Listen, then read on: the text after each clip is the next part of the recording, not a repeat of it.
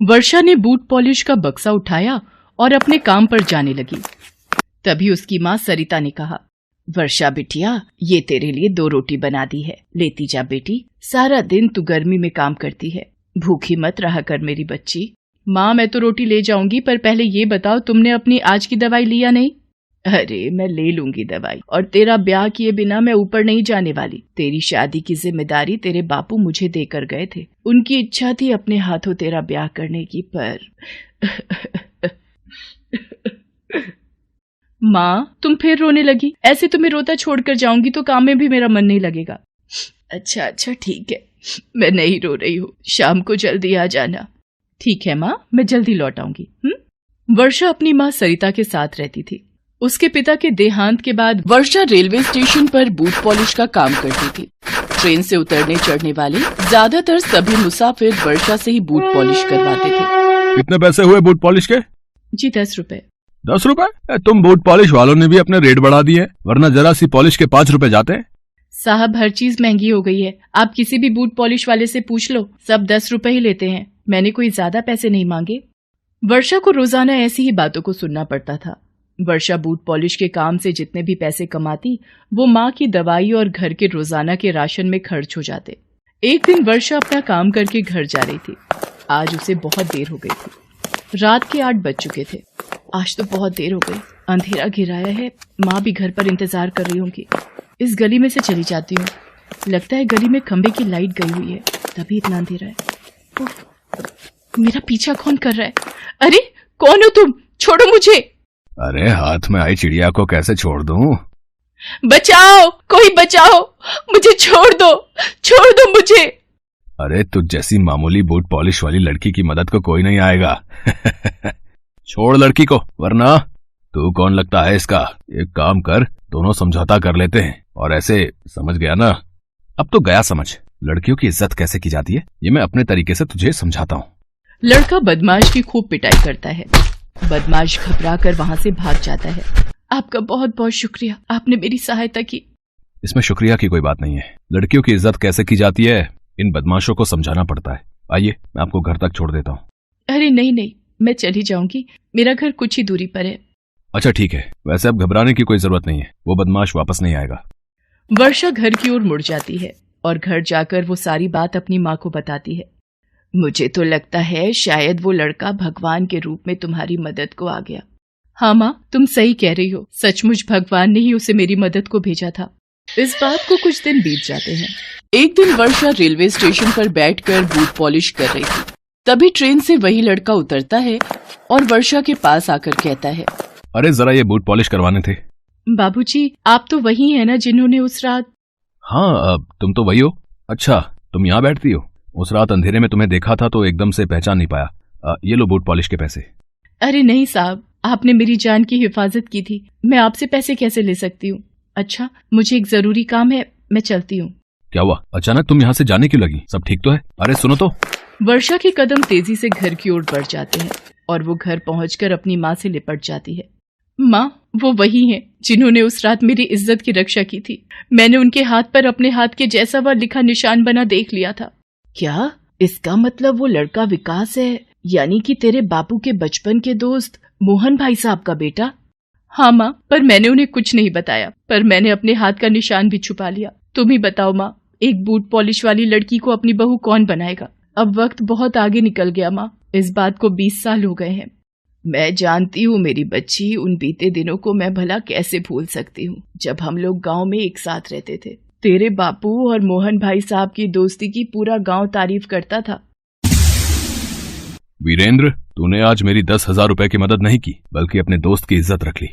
मोहन, तू मेरा दोस्त है, तेरे लिए तो मेरी जान भी हाजिर है। वीरेंद्र, मैं चाहता हूँ जब मेरा बेटा विकास और तेरी बेटी वर्षा बड़ी हो, हम इन दोनों की शादी धूमधाम से करें। ऐसा ही होगा मेरे दोस्त, हमारे बच्चों की शादी जरूर होगी। ये देखो जी, मालिनी और मैं मेले से बच्चों के हाथ पर एक सा निशान बनवा कर आए हैं। सुंदर है ना? दोनों का नाम व अक्षर एक से हैं। ये कितने संजोग की बात है ना जी। गांव में बाढ़ आ गई और मोहन भाई साहब का परिवार हमसे बिछड़ गया। हमारा भी सब कुछ बर्बाद हो गया। हम लोग तुझे लेकर शहर आ गए और तेरे बापू को गांव की कमी खलती रही, इसलिए उन्होंने चिंता को छाती से लगा लिया और इस दुनिया से चले गए, और विकास से तेरी शादी का तेरे बापू का सपना उनके साथ ही चला गया। भाभी जी, वीरेंद्र का सपना सपना नहीं रहेगा। अब मैं आ गया हूँ। मोहन भाई साहब, आप और यहाँ? पापा को मैं लेकर आया हूँ। वर्षा, मैंने तुम्हें अपने हाथ का निशान छुपाते हुए देख लिया था, पर अचानक तुम घबराकर घर की तरफ आ गई थी, तो मैंने तुम्हारा पीछा किया था और पापा को फोन करके मैंने यहीं बुला लिया। पापा, वो लोग मिल गए जिनकी तलाश आप बरसों से कर रहे थे। क्या? मेरे दोस्त वीरेंद्र का परिवार मिल गया? और मैं भागा चला आया। मेरा दोस्त वीरेंद्र अब इस दुनिया में नहीं रहा। एक वक्त था भाभी, जब वीरेंद्र ने मेरी मदद की थी। मालिनी के दुनिया से चले जाने के बाद हम दोनों बाप बेटे बिल्कुल अकेले हो गए थे, पर मैंने भी पुराने दिनों को हमेशा याद रखा। वो तो भगवान का लाख लाख शुक्र है कि विकास को वर्षा बिटिया मिल गई, वरना हमने तो आप सबसे मिलने की उम्मीद ही छोड़ दी थी। क्या मालिनी भाभी अब इस दुनिया में नहीं है? पर भाई साहब, अब सब कुछ बदल गया है। आप तो जानते ही हैं हमारे हालात कैसे हैं। माँ बिल्कुल सही कह रही है बाबूजी। मैं रेलवे स्टेशन पर बूट पॉलिश का काम करती हूँ, और एक बूट पॉलिश वाली भला आपके घर की बहू कैसे बन सकती है? वर्षा, तुम्हें शर्माने की कोई जरूरत नहीं है। तुमने ये काम मजबूरी में किया है। अपनी माँ की देखभाल करना, अपने परिवार को चलाना, तुम सचमुच मेरे काबिल हो। तुमसे शादी करके तो मेरा जीवन सफल हो जाएगा। भाभी, अब आप भी हाँ कह दो, ताकि मैं अपने दोस्त की आखिरी इच्छा पूरी कर सकूं। सरिता शादी के लिए हाँ कह देती है। वर्षा की आंखें आंसुओं से भर जाती हैं और वो अपनी माँ से लिपट कर रोने लगती है। वर्षा के नसीब में खुशियां लौट आती हैं। विकास और वर्षा की शादी हो जाती है और वर्षा के पिता की आखिरी इच्छा पूरी हो जाती है। जरा मेरा मेकअप अच्छे से कर दो अंजलि, आज शादी में जाना है। हाँ चाची, आप चिंता मत करो, हम तीनों बहनें मिलकर आपका बहुत अच्छे से मेकअप करेंगी। ये बोलकर अंजलि अपनी दोनों बहनों के साथ मिलकर उस औरत का मेकअप करती है। उसके बाद वो औरत अपने आप को आईने में देखती है तो उसके होश उड़ जाते हैं। खुश होकर वो अंजलि के हाथ में 500 रुपए दे देती है। अंजलि, माधुरी और अनुराधा तीनों बहनें हैं। तीनों बिलासपुर नाम के एक गांव में अपने माता पिता के साथ रहती हैं। वो लोग बहुत गरीब है, इसीलिए तीनों बहनें मिलकर गांव की औरतों को सजाने का काम करती हैं। ये काम करते करते उन तीनों को इस काम से प्यार हो जाता है। वो तीनों इस काम में माहिर हो जाती हैं। इसीलिए गांव की औरतें सजने के लिए इन तीनों बहनों को ही हमेशा बुलाती हैं। इसी तरह अंजलि का घर चलता है। मगर अंजलि के पिता मोतीलाल तीनों बेटियों की शादी को लेकर बहुत चिंतित हैं। वो अपनी पत्नी बिमला से कहते हैं, बिमला, मुझे तो बस एक ही चिंता सताती है कि इन तीनों की शादी कैसे होगी। हाँ जी, मैं भी हमेशा यही सोचती रहती हूँ। तभी वहाँ पर अंजलि अपने दोनों बहनों के साथ आ जाती है और कहती है, क्यों पिताजी, शादी करना जरूरी है क्या? ये तो क्या कह रही है बेटी? अगर शादी नहीं हुई तो लोग उल्टा सीधा कहेंगे। मगर शादी करने के बाद हम काम न कर सके तो? हाँ, हमें ये काम करने में मजा आता है। अरे बेटी, शादी के बाद काम करने की क्या जरूरत है? तुम लोग बस घर संभालना सीखो, काम तो तुम लोगों के पति करेंगे ना। मगर माँ, कोई अगर मगर नहीं, शादी तो करनी ही होगी। अगर जरूरत पड़े तो मैं इस घर को गिरवी रखकर तुम लोगों की शादी करवाऊंगा। तीनों बहनें चुप हो जाती हैं। अगले ही दिन उन लोगों के लिए रिश्ता आता है। शहर में कौशल्या नाम की एक औरत रहती है। उसके 3 बेटे हैं, राजीव, राघव और राहुल। कौशल्या अपने तीनों बेटों की शादी के लिए लड़कियां ढूंढ रही है। अंजलि, माधुरी और अनुराधा की तस्वीरें देखकर कौशल्या अपने बेटों की शादी के लिए हाँ कर देती है और साथ ही साथ दहेज में 3 लाख रुपए भी मांगती है। मोतीलाल अपना घर गिरवी रख देता है और राजीव, राघव और राहुल के साथ अंजलि, माधुरी और अनुराधा की शादी हो जाती है। तीनों बहनें ससुराल चली जाती हैं। ससुराल पहुंचते ही कौशल्या सारे नियम कानून बताने लगती है। ध्यान से सुनो, इस घर के कुछ नियम हैं। तुम लोगों को सुबह 4 बजे उठना पड़ेगा और उठकर घर का सारा काम करना पड़ेगा। अनुराधा कहती है, माँ जी, सुबह 4 बजे उठना पड़ेगा, मगर मुझे इतनी जल्दी उठने की आदत नहीं है। ये सुनकर कौशल्या गुस्से में चिल्लाकर कहती है, तो आदत डाल लो। इस घर में रहना है तो ये सारे नियम मानने पड़ेंगे, नहीं तो इस घर से निकाल दी जाओगी। नहीं माँ जी, वो छोटी है ना, समझती नहीं है। आप चिंता मत कीजिए, मैं उसे समझा दूंगी। हाँ, ठीक से समझा देना, और मैं जब जो बोलूंगी चुपचाप वो करना, समझ गई? जी माँ जी। ठीक है, अब काम पर लग जाओ। तीनों घर के काम में जुट जाती हैं। उधर दूसरी तरफ अंजलि का पति राजीव एक दूसरी लड़की के साथ पार्क में बैठा हुआ है। इस लड़की का नाम पायल है। पायल कहती है, राजीव, ये तुमने बिल्कुल सही नहीं किया। मेरे होते हुए तुमने किसी और से शादी कैसे कर ली? हम भी शादी करेंगे पायल, तुम बस थोड़ा इंतजार करो। मैंने पता किया है, राघव और राहुल की भी गर्लफ्रेंड है, मगर उन दोनों ने भी माँ के कहने पर उन गांव की गवारों से शादी कर ली। हम तीनों मिलकर सोचते हैं कि आगे क्या करना है। ये बोलकर राजीव पायल को समझा देता है, मगर उसे कुछ समझ में नहीं आ रहा है कि वो करे तो क्या करे। इसके बाद कुछ दिन बीत जाते हैं। अंजलि, माधुरी और अनुराधा मन लगाकर घर के काम करती हैं। सुबह से लेकर रात तक वो तीनों बस काम ही करती रहती हैं और छोटी से छोटी गलती के लिए वो कौशल्या से डांट भी खाती रहती हैं। ऐसा अब हर रोज चलने लगता है, मगर बीच बीच में उन लोगों को ब्यूटी पार्लर का काम करने की बड़ी इच्छा होती है। अंजलि दीदी, एक बार माँ जी से पूछकर देखो ना, मैं मेकअप करना चाहती हूँ। एक बार बात करो ना दीदी। काम तो मैं भी करना चाहती हूँ बहन। ठीक है, मैं माँ जी से बात करती हूँ। अंजलि जब कौशल्या से काम करने की इजाजत मांगती है तब कौशल्या गुस्सा होकर कहती है, तुम्हारी हिम्मत कैसे हुई ऐसी अनाप शनाप बात करने की? इस घर की बहुएं कभी बाहर काम नहीं करती और कभी ये सब मत बोलना। अंजलि समझ जाती है कि काम करने की इजाजत तो कभी नहीं मिलेगी। उसी शाम को कौशल्या बाहर कहीं जाती है। घर पर बस अंजलि, माधुरी और अनुराधा हैं। तभी उनकी पड़ोसन जानकी चाची वहां पर आती हैं। क्या बात है जानकी चाची, अभी तो माँ जी नहीं है, आप बैठिए, माँ जी अभी आ जाएंगी। अरे देखो ना अंजलि, क्या मुसीबत है, यहाँ एक भी अच्छा ब्यूटी पार्लर नहीं है। एक था, आज वो भी बंद है। मुझे शादी में जाना है, अब मैं कैसे सजूंगी? ये सुनते ही तीनों के दिमाग में एक आइडिया आता है। चाची, असल में हम लोगों को ब्यूटी पार्लर का काम आता है, हम लोग गांव में करते थे, आप चाहे तो हम आपका मेकअप कर सकती हैं। ये सुनकर जानकी बहुत खुश होती है और राजी हो जाती है। अंजलि, माधुरी और अनुराधा मिलकर जानकी का मेकअप बहुत अच्छे से करती हैं। जानकी चाची इतनी खुश होती हैं कि तीनों को 3000 रुपए दे देती हैं।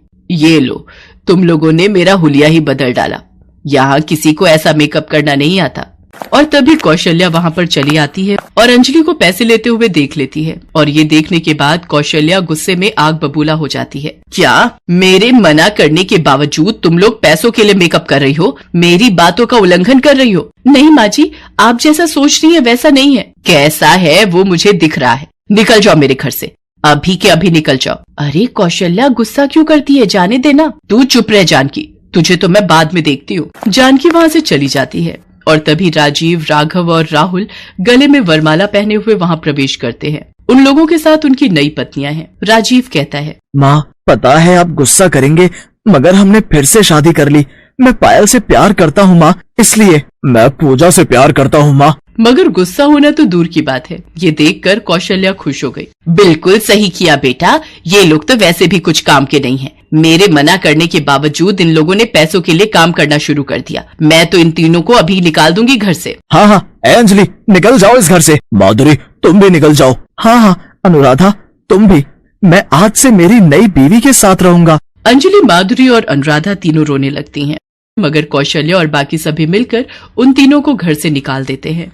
अंजलि, माधुरी और अनुराधा तीनों रास्ते में रात गुजारती हैं और सुबह तीनों की तीनों उल्टियां करने लगती हैं। तभी वहाँ पर जानकी चाची आ जाती हैं और तीनों को अस्पताल लेकर जाती हैं। वहाँ पता चलता है कि तीनों की तीनों प्रेग्नेंट हैं। अंजलि रो पड़ती है। अब क्या होगा, हम कहाँ जाएंगे? हमारे पेट में बच्चा है, उसे हम कैसे जिंदा रखेंगे? अंजलि, तुम लोग मेरी बेटियों के जैसी हो, मैं तुम लोगों की मदद करूंगी। तुम तीनों मेरे घर में मेरे साथ रहोगी और मैं घर के बाहर एक ब्यूटी पार्लर खोल दूंगी। तुम लोग वहाँ काम करना, देखना औरतों और लड़कियों की लाइन लग जाएगी। तीनों को सहारा मिलता है। वो तीनों जानकी चाची के घर रहने लगते हैं। घर के बाहर पार्लर भी खुल जाता है और तीनों वहाँ काम करने लगती हैं। जानकी चाची ने सही कहा था, यहाँ अच्छा ब्यूटी पार्लर नहीं है, इसीलिए तीनों बहनों के पार्लर में धीरे धीरे भीड़ बढ़ती जाती है। तीनों बहनें मन लगाकर काम करती हैं और बहुत सारे पैसे कमा लेती हैं। इसी तरह वो तीनों इलाके में फेमस हो जाती हैं। सभी तीनों से प्यार करने लगते हैं। ऐसे उन लोगों के पास बहुत पैसा आ जाता है। उधर कौशल्या के घर में परेशानियां शुरू हो जाती हैं। तीनों नई बहुएं बहुत खर्चा करते हैं। ऐसे धीरे धीरे उनके सारे पैसे खत्म होने लगते हैं। वो लोग घर का कुछ काम भी नहीं करती हैं, इसीलिए राजीव, राघव और राहुल ऑफिस भी लेट पहुंचने लगते हैं और इसी वजह से तीनों की नौकरी भी चली जाती है। वो लोग कंगाल हो जाते हैं। छी राजीव, तुम्हारे पास तो अभी पैसे भी नहीं है। मैं किसी भिखारी के साथ नहीं रह सकती, मैं जा रही हूँ। पायल घर छोड़कर चली जाती है और साथ ही साथ बाकी दोनों बहुएं भी। तब कौशल्या कहती है, बेटा चल अंजलि के पास चलते हैं, सुना है वो तीनों बहुत कमा रही हैं।